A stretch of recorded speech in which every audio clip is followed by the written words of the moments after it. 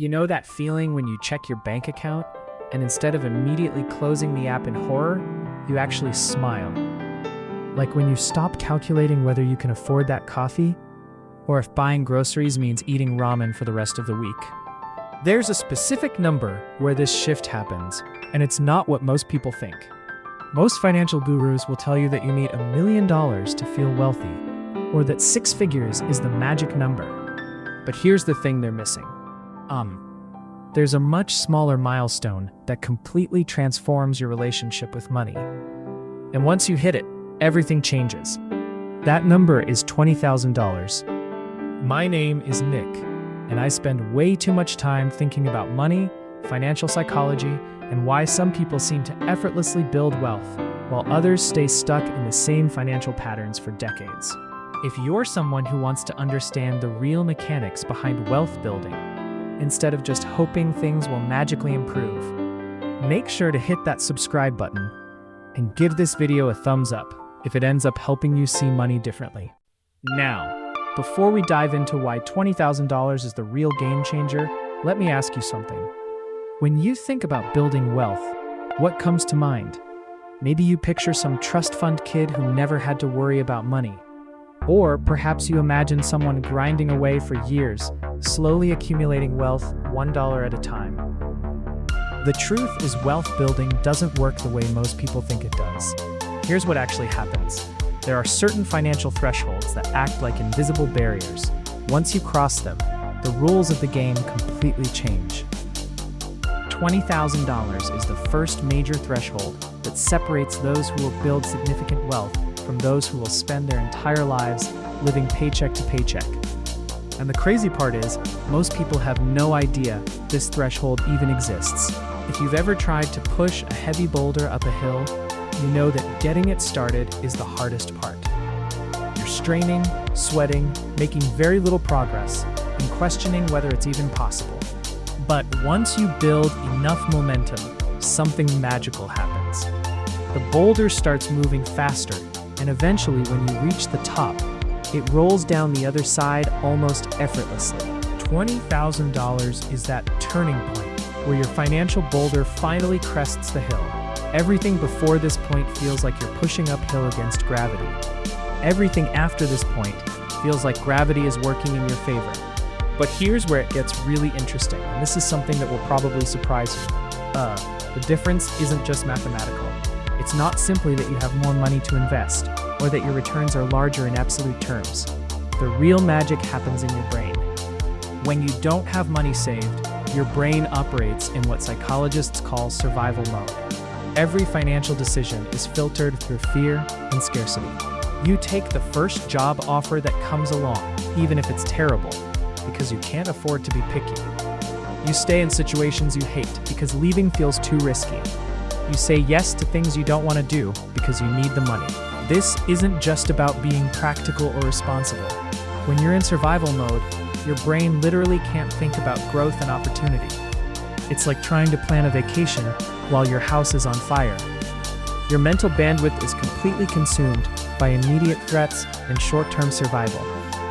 But something remarkable happens when you cross that $20,000 threshold. Suddenly, your brain has the space to think differently. Instead of asking, how do I survive until next paycheck? You start asking, how can I grow this money? Instead of being reactive to whatever financial crisis pops up, you become proactive about building wealth. Research from Vanguard shows that having just $2,000 in emergency savings increases your financial well-being by 21%. $2,000. That's less than most people spend on a vacation or a fancy laptop. But that small buffer creates a massive psychological shift because it moves you out of pure survival mode. When you push that emergency fund to 3 to 6 months of living expenses, which for most people lands somewhere around $20,000, you get another 13% boost in financial well-being. But more importantly, you've now created enough breathing room for your brain to start thinking about wealth building instead of just wealth preservation. Here's where the math starts getting really exciting. Let's say you're saving $1,000 every month and earning an 8% return on your investments. getting to your first $20,000 takes about 19 months of consistent saving and investing. That's a year and a half of discipline, sacrifice, and delayed gratification.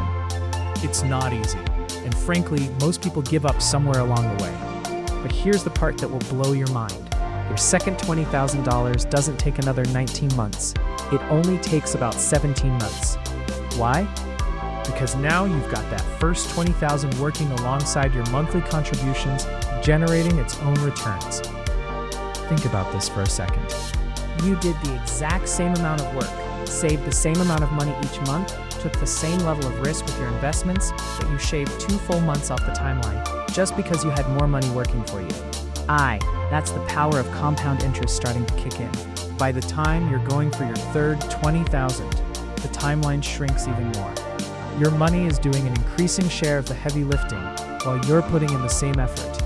And when you get to the really big numbers, the acceleration becomes almost comical. Once you hit $400,000 in your investment portfolio, you can generate your next $20,000 in just 5 months.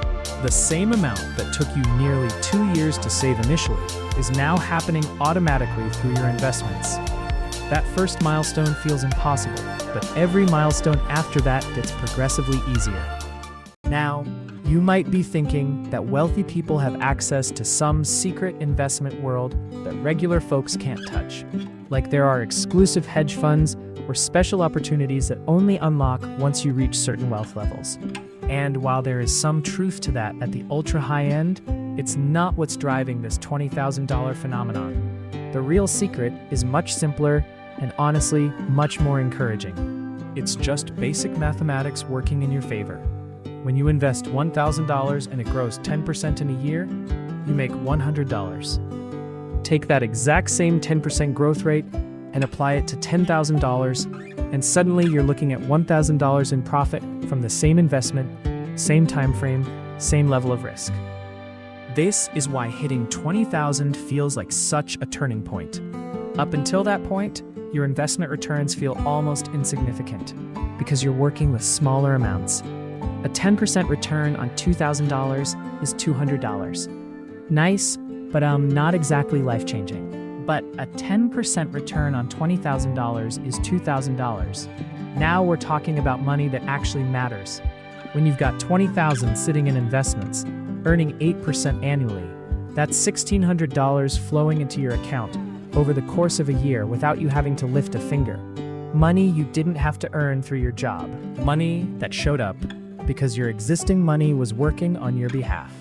The investment strategy isn't any more sophisticated than what someone with $1,000 can use. You can buy the exact same index funds, use the same brokerages, follow the same basic principles. The only difference is scale, and that scale transforms small percentage wins into real financial progress. But here's the part that most people completely miss, and it might be the most important point in this entire video. When you save $20,000, you've actually accomplished something far more valuable than just accumulating money in a bank account. You've fundamentally rewired your brain and built the most important financial habit you'll ever develop. And this might sound like some self-help nonsense, but stick with me because this is where things get really practical. Think about what it actually takes to save $20,000 if you're starting from zero. Unless you're making ridiculous money or living in your parents' basement rent-free, this requires serious discipline. You had to track where every dollar was going. You had to say no to things you wanted so you could set money aside instead. You had to resist the urge to blow your savings on whatever shiny object caught your attention that week. Most importantly, you had to do all of this consistently for months or even years. And here's the kicker. You proved to yourself that you can control your money instead of letting it control you. You became the type of person who can delay gratification when it really matters. That's not just a financial skill. That's a life skill.